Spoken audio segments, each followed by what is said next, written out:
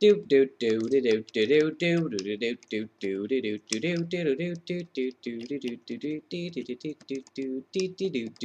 do do do. Holy shit! Okay, how's it going, everyone? Welcome to my ROTMG farming guide. That was an interesting opening. I'm going to be showing you in this video how to effectively farm enemies, how to get pots quick, and how to not die. A lot of things that people who start out with this game seem to have a problem with. I really don't. So, of course, I do die quite an awful bit in this game, but there's a couple tips that I'll give you that you can follow to avoid an untimely death. Which I guess would be every single death that would ever happen. Of course. It's a damn banana-eating bastard. Okay, let's get started. First off, what you want to do is either make an alt or buy extra character slots like I have here. See, what you want to do is have a character you want to max. I know I'm pointing at the screen with my finger. That is my rogue. I would love to max because I had a max rogue and he died. But I'd love to max him. And then this is my farmer character. Characters that work well for farming are either wizard, archer, or necromancer. And Huntress too, but not as much as Archer. So just choose Archer over Huntress, even though I have way more stars on that than Archer, which obviously means I've played Huntress more than Archer, but that's alright. So, good farming characters for normal gods, which is what we're going to be doing. You can farm events, that's what Rogue and Assassin are for, but that's after you farmed with these guys. Alright, so for the sake of time, I'm going to be showing you how to farm effectively with a wizard, a few do's and don'ts, and how to avoid death, of course. Alright, now that we're in the realm, pretty much the realm you want to choose is a realm that's not all that populated, but a realm that still has a good amount of people, guaranteeing that some people will be in the guidelines, of course, the source of pots. Also, here is a good point. While you're pot farming, you also want to be dual fame farming, so something you want to do is avoid killing these little blobs because you do get a fame bonus for never hurting a cube. And of course, while you're farming for pots, you're not going to need to go kill a cube god. If you do, you are an idiot. I'm sorry, but that's just the sad truth because I hate it when like 0 out 8s teleport to me when I'm killing a cube god as my rogue. Urgh. So, of course, the second fame bonus is accuracy. Either don't just spam shots, or there's also a trick I'll show you later on to be getting more accuracy. And there's End of Time buying his goddamn Ammy for 60 bucks USD. Suck my dick for 60 bucks, you faggot. Stupid piece of shit. Yeah, AET teleports to me. Good job. Good show. Get out of here. Get out. Get out of my house. Phew. Okay. A tip on which I am following right now is going along in a small group that has at least one priest. As a wizard, you can just do this, do your spell, and you'll get soulbound damage with almost one shot if you land it perfectly on a god. If you don't, do a couple more and you'll get soulbound damage on multiple gods. Really all you need to do is do soulbound damage. If you know what soulbound damage is, this will seem redundant. If you don't, here's what it is. In order to be eligible for a drop of any kind, you have to do a certain amount of damage to an enemy. So for gods, I think it's a couple thousand. Depending on their HP, it's about 10% of their HP. For events, I know it's much less, but it's still kind of hard to get drops on events if you're not an uber pro. So really all you want to do is do soulbound damage to stuff and run the fuck away and let everyone else do it. Everyone else take care of it.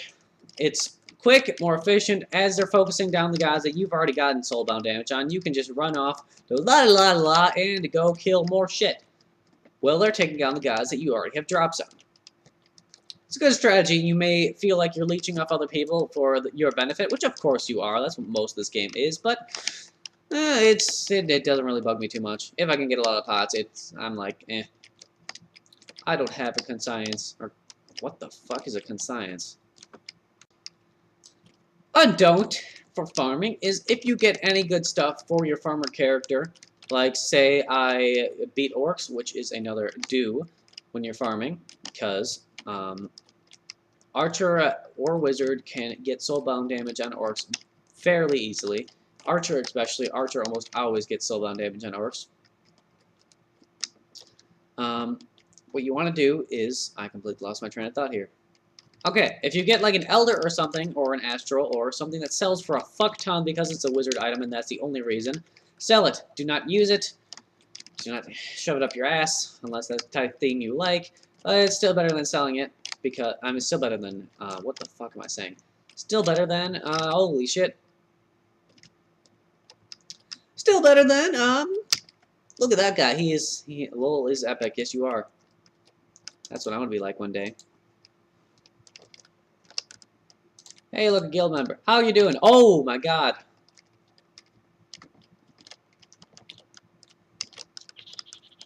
Lost my train of thought. Lost my train of thought. Cut! One thing that you want to take note of, even if you're just fame farming instead of normal farming, is the pacifist achievement, I guess, is when you don't ever hurt an enemy. That is complete balls, considering that if you just sit here, you can get the sharpshooter, sniper, all that shit achievement, because these count towards accuracy. If you sit here, set your thing, you press I, look, no hands. I can ride my bike with no handlebars. I don't know why the fuck I just started doing that. You can just sit here for hours on end and just shoot and shoot and shoot, and your accuracy will go through the roof, considering you haven't just spammed shots into the wall like I see a lot of people doing in the Nexus. Why? One last thing before we end this off here. You're going to want to avoid Tomes of Ancients at all costs, even if you are maxed. Unless you have an AMI, do not go into Tomes of Ancients. It is high risk, high reward. The risk is actually greater than the reward, in my personal opinion, unless you can take him out. Unless you can take the bosses out and the sarcophaguses out by yourself with no problem. At that point, the dungeon should be a piece of cake if it's public. If you cannot do that, stay the fuck away, or else you might be having orcs trolling you in the face. Sadly. Like this.